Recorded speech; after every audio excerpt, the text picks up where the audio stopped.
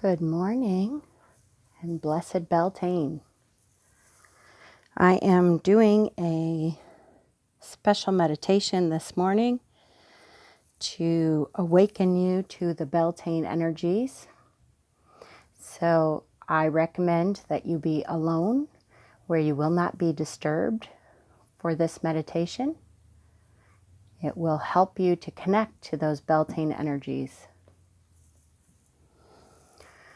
Get into a comfortable place. Take a deep breath in through your nose. Hold it. And then release out through your mouth. And again, deep breath in through your nose. Hold it. And release out through your mouth. We're going to do one more. And as we do, I want you to breathe in the positive, healing, loving energies. And breathe out any crap you have left over. Here we go. Breathe in. Hold it. And breathe out. Release.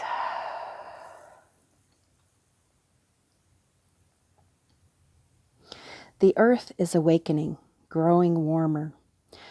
Walking along a deserted country road, you feel a cool breeze, refreshingly crisp in the morning's growing heat. The scent of flowers on the air is heady in its sweetness. You hear birds courting each other, with song from across the vast and tender carpet of new grass, pale green and sparkling with the morning dew. There is excitement in the air, and you open yourself to the feeling. Breathing deeply, you focus your energies on tuning in to Gaia, and suddenly, it's as if you feel her heartbeat flowing through you, the pounding, pulsing rhythms, the tingling and the pulling, the washing over your entire body, filling you with longing. And just as suddenly, you realize the thrumming, coruscating beat is real, but it's not quite the same as a heartbeat. You smile, then blush, even though you are all alone, at what these feelings imply. And you giggle a little at the irrationality of your blush, for the world is indeed warming. The world and all our inhabitants are warming, reaching forth, and heating up. All around you are signs of fertility. Flowers are raising their sleepy heads to the presence of the sun god, and garden vegetables and herbs are poking their tiny shoots through the rich earth everywhere. Animals in yards and fields, corrals and barns are oblivious to you as you walk by and only have interest in each other. A pair of butterflies dip and drift by, locked together in sweet ecstasy.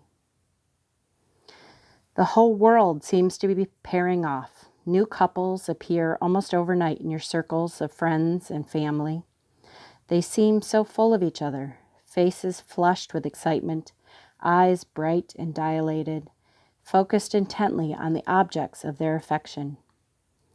You, too, realize you've been focused on your feelings for someone, either a new love interest or renewed interest in the love you've treasured for so long.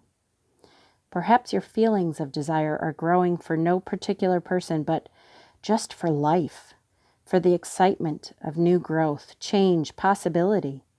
But these feelings have their roots in something primordial, instinctive, and altogether dark with mystery. The morning lengthens, and further down the road, you see a small lake beckoning to you from between the trees. You see that you must cross a freshly plowed field in order to get to the water. As you step into the dirt, you begin to feel a little trancy. You take off your shoes, dropping them where you stand, and continue across the field. The silky, warm soil squishes between your toes, and you remember, hundreds of years ago, and an entire ocean away, this field would have been plowed for a sacred purpose tonight, to act as a bed for the lovemaking of the entire local population, from peasants to royalty. You close your eyes and try to imagine such a scene. You open your eyes, and the scene before you has changed. The trees seem closer together somehow, and there is a dense fog between them, muffling sound and obscuring vision from any eyes outside the tiny grove. You turn back toward the water and see starlight reflected onto the surface. Fascinated, you rub your eyes and look more closely, but the fog around you, as well as the starry night sky reflected on the pool, remain. You realize then that your purpose here is sacred, that there is a lesson that the Lord and Lady wish you to learn. The sun beats down on your skin and you feel your clothes clinging to you as you cross the fine soil, which is hot now, and you sink in up to your calves. You reach the grassy shore and cool your feet on a few yards of grass before finally reaching the waterline. You see a reflection in the pool amidst the starry field. Your reflection, luminous and glowing. You realize that the gods and the goddess are showing you the divine within.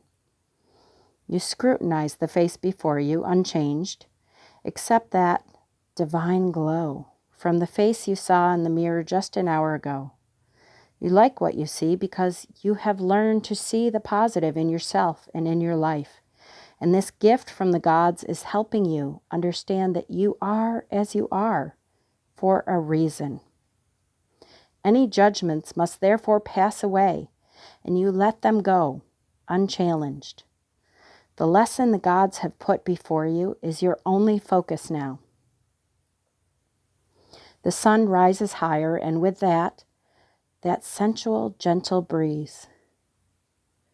Tiny fingers of air lift the edge of your clothing and caress you, thrilling your body and your spirit with what can only be the horned god and the sacred goddess's persuasive touch. You run your fingers through your hair and notice how soft it feels today. You wrap your arms around your body and think about this growing feeling in your base chakra, this primal urge to couple.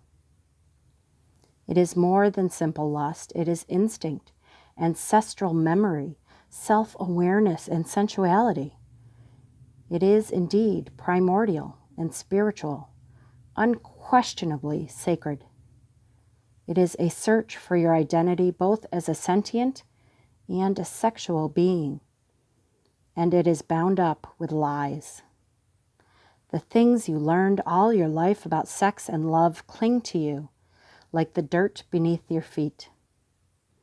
You roll up the bottoms of your trousers and step into the water, raising handfuls of water to your skin and scrubbing away at the now visible dirt on your calves, your arms, and your face.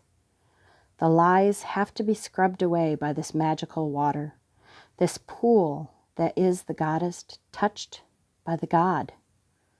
Tiny bits of the dirt fall away, but not nearly enough or quickly enough for you.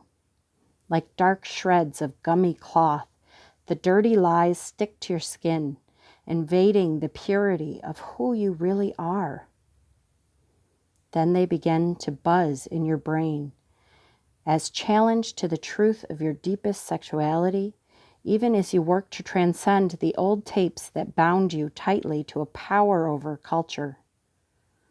You know that these things are not true, and you want to know who you are wholly, a fully integrated human being, and suddenly you know what you must do. You walk back a few paces from the water's edge and take off all of your clothes.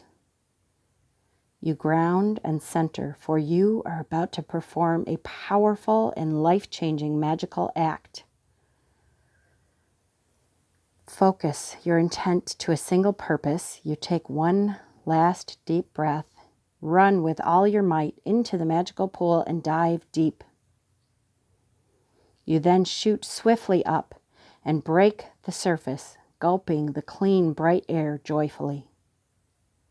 You swim out into the middle in a few simple strokes, crying out in desperate faith and hope that the Lord and Lady will hear you.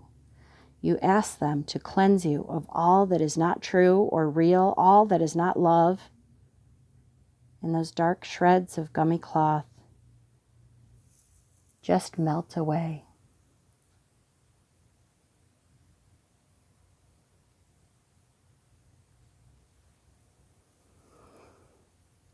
Bring your focus back to this plane and this time and space, and realize fully and deeply that while this Sabbath is about sexuality, it is not dirty in any sense of the word.